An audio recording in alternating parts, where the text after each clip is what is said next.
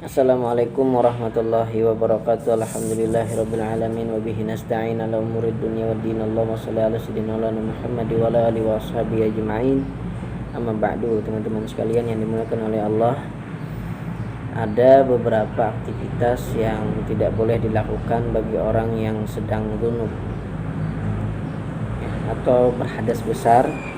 Nah, jadi apabila orang tersebut misalkan sudah melakukan hubungan suami istri, otomatis dia dalam keadaan hadas besar, baik itu dia mengeluarkan spermanya atau tidak keluar spermanya tapi sudah masuk ke organ vital wanita, maka itu sudah termasuk kategori berhadas besar. Nah, jadi mereka tidak boleh melakukan beberapa hal ini yang saya sebutkan. Yang pertama itu sholat. Nah, jadi dia harus mandi besar dulu untuk dapat mengerjakan sholat. Kemudian tidak boleh membaca Al-Quran atau menyentuh Al-Quran, apalagi membawa Al-Quran, jangan. Karena Al-Quran itu suci, ya. Ketika kita berhadas besar, maka kita harus menghormati Al-Quran, maka kita jangan membacanya atau memegang lembarannya. Kemudian lagi tidak boleh ke masjid, ya, ke langgar gitu, musalla. Tidak boleh tawaf di Ka'bah, ya, melakukan ibadah haji, jangan. Jadi tuntaskan dulu mandi besar untuk dapat melakukan ibadah tersebut. Nah, tetapi pada kesempatan kali ini kita juga akan membicarakan hal yang mungkin jarang dibahas orang. Apa itu? Contohnya gini, kita mau motong kuku atau memotong bulu yang ada di tubuh kita, contohnya kumis gitu, atau mau motong rambut. Kalau bisa harus mandi dulu, harus mandi besar dulu sebelum itu kita lakukan. Jangan sampai ketika kita masih berhadas besar kita potong kuku, ya. Karena nanti mereka yang kita lepas dari anggota tubuh ini akan bersaksi di akhirat. Kenapa? Kata mereka, kami belum tuntas gitu, sudah dilepasin. Maksudnya belum tuntas, tadi kita masih berhadas besar dan dia masih menyatu dengan tubuh kita.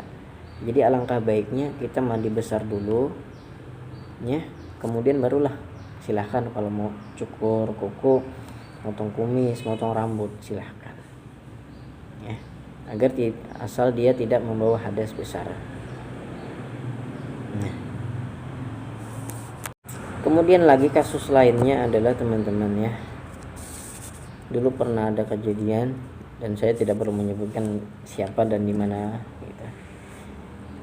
Cuman ini perlu pembelajaran bagi kita, ya, bahwa dulu ketika suami istri ini melakukan hubungan intim gitu, kemudian dia malam nggak langsung mandi, ya, jadi dia sampai separuh malam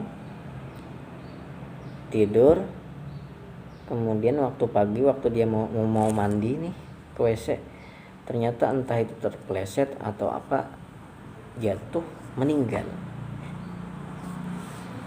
Nah, tetapi ketika dimandikan oleh si pemandi jenazah, sang istri tidak melaporkan bahwa suaminya tadi sedang berhadas besar. Seharusnya si mayit ini dimandikan itu dengan niat untuk membuang hadas besar, teman-teman. Bukan mandi biasa. Mandi biasa dengan mandi membuang hadas besar itu berbeda loh, teman-teman, ya. Dari segi niat pun berbeda. Adapun niatnya yaitu nawaitul ghusla li raf'il hadathil akbari an jami'al badani lillahi ta'ala.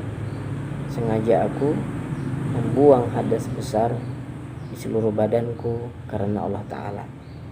Niat tadi dilafazkan, kemudian ketika kita membasuh air ke kepala, maka disitulah niat di dalam hati dijalankan.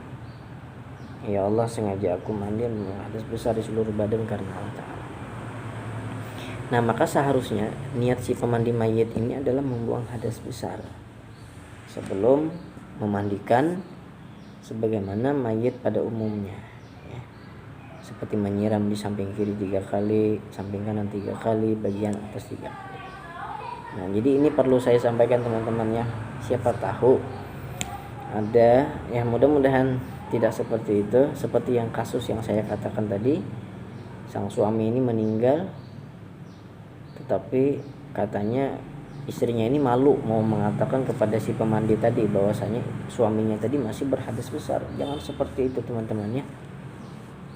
Saya khawatir bagaimana nanti kondisi si mayit ketika dikubur, padahal dia mandinya belum bersih karena hadas besarnya belum terangkat. Nah, itu dulu yang dapat saya sampaikan teman-teman tentang apa saja aktivitas atau perbuatan yang tidak bisa dilakukan oleh orang yang sedang berhadas besar. Ya, itulah tadi, dan beberapa hal yang mungkin jarang dibahas orang dan perlu kita ketahui agar kita tidak terulang hal yang sama. Terima kasih atas perhatiannya. Wabillahil hidayah wa taufiq. Wassalamualaikum warahmatullahi wabarakatuh.